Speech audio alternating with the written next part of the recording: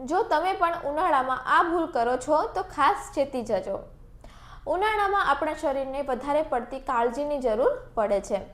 ઉનાળામાં ગરમીના કારણે ડિહાઇડ્રેશન, ચક્કર આવવા, ઉલટી થવી જેવી સમસ્યાઓ થઈ શકે છે।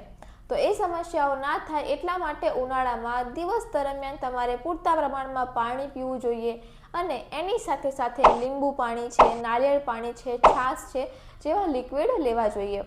અને હા, ખાસ કરીને તરબૂચ, ટેટી, કાકડી જેવા પાણીવાળા ફળોનો પણ ઉપયોગ કરવો જોઈએ। અને હા, ઉનાળા દરમિયાન તમારે હળવા અને સુતરાઉ કપડાનો ઉપયોગ કરવો જોઈએ, પહેરવા જોઈએ, જેથી તમને ગરમી સામે રક્ષણ મળી શકે। અને હા, ખાસ એ વસ્તુનું ધ્યાન રાખવાનું છે કે જ્યારે તમે તડકામાંથી સીધા ઘરે આવો છો ત્યારે તરત જ ફ્રીજનું ઠંડુ પાણી અથવા તો કોલ્ડ ડ્રિંક્સ ન લેવા જોઈએ। જો તમે આટલી વસ્તુનું ધ્યાન રાખો છો તો આ ઉનાળાની કાળઝાળ ગરમીથી તમે તમારા પરિવારને બચાવી શકો છો। તો જો માહિતી ગમી હોય તો વિડીયોને લાઇક એન્ડ શેર કરો અને અમારી ચેનલને સબસ્ક્રાઈબ કરો। Thank you.